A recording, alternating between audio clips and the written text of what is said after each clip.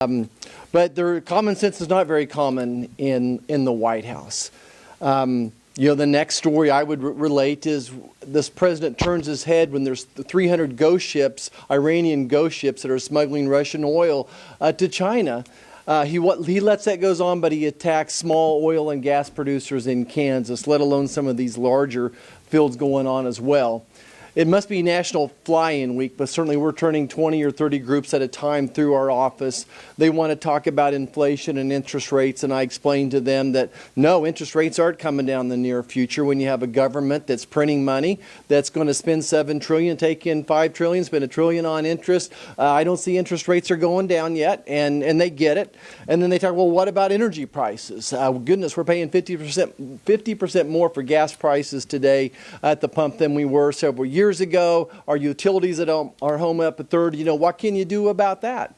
And I explained to them next, look, this president has attacked American energy, a war. I think a war is an accurate term now, that there is a war in American energy and American agriculture since the day he took office. They do this through the permitting process, through the regulatory process. Now we're coming up with another new methane regulation that's going to impact the small oil and gas producers. So each one of our states are impacted this in one way or another. And at the end of the day, it's hurting hardworking Americans that carry their lunch pail to work.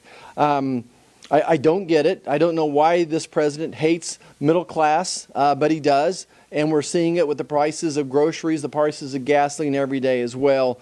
Proud to be up here with our senators from Alaska, Senator Sullivan, Senator Murkowski, and support them in their efforts as well. Drill, baby, drill.